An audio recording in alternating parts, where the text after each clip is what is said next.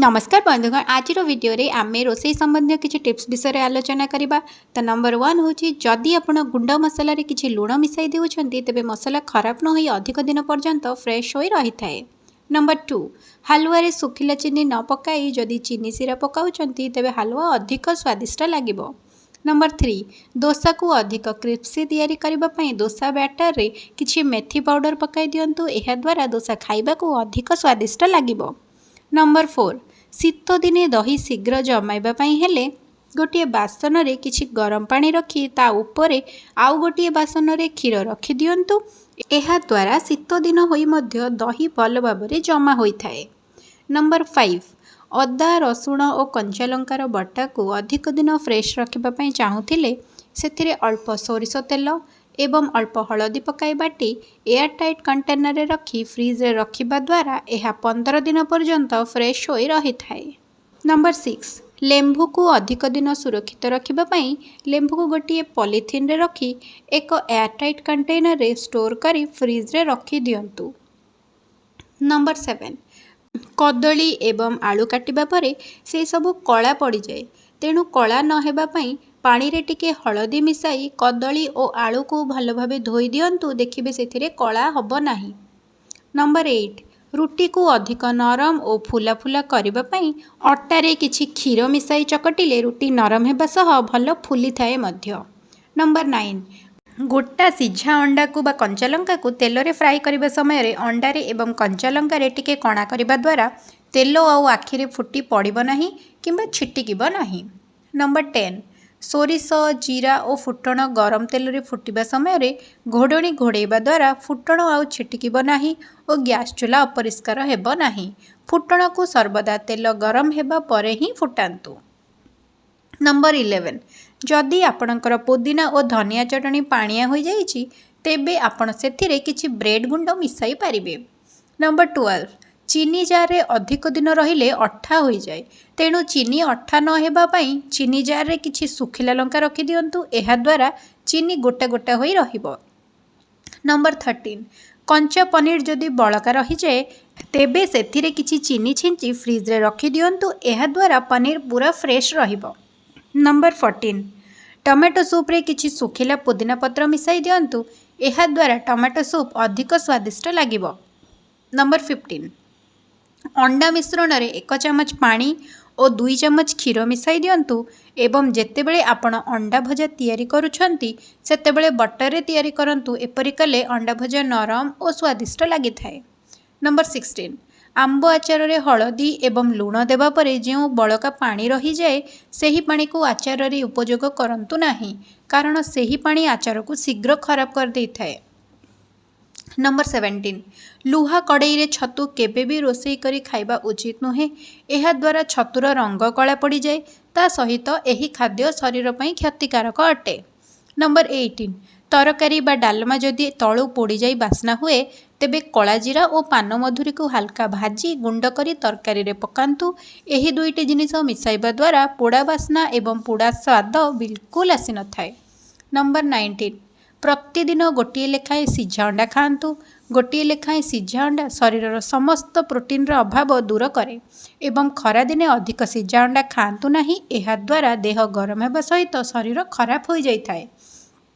Number 20 जेकोसी पोड़ पिठारे क्षीर एवं गुड़ मिसाइबा द्वारा पिठा एते स्वादिष्ट होई थाए जे समस्ते प्रतिदिन पोड़ पिठा खाइबा पई इच्छा करिथांती।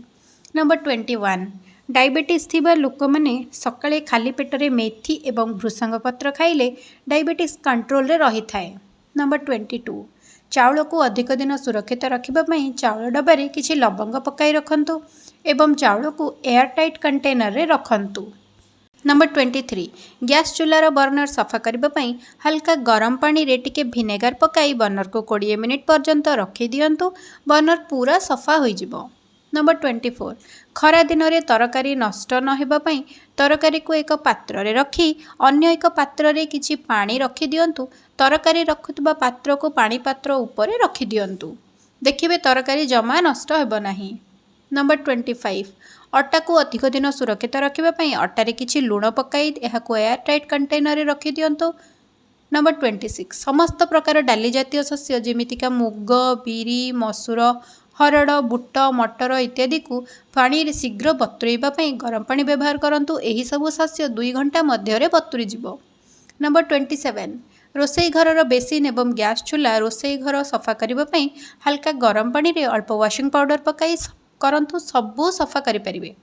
नंबर 28 दोसा आण लुण पकाई रखिले आण जल्दी खट्टा हो जाए।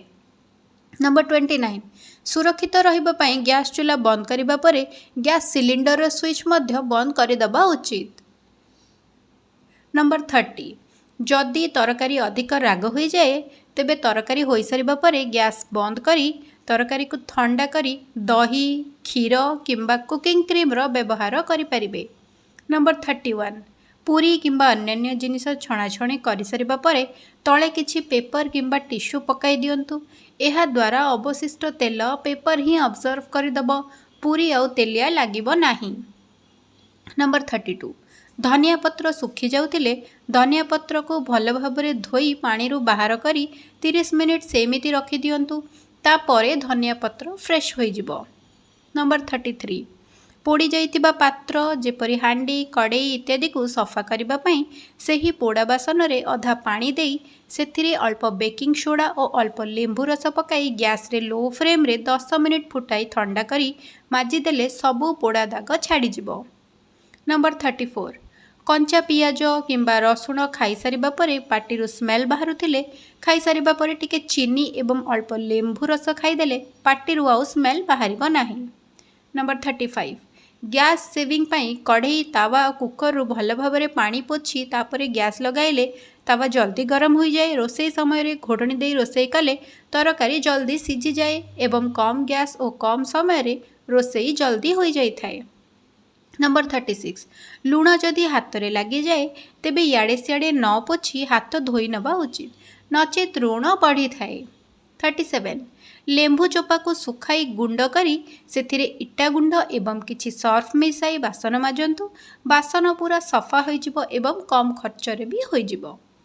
नंबर 38 चीनी डबारे किछि लवंग पकाई रखिले सेथिरे आउ पिंपुड़ी हेबे नाही। नंबर 39 कदली आदि काटिले हाथ कला पड़जिवो।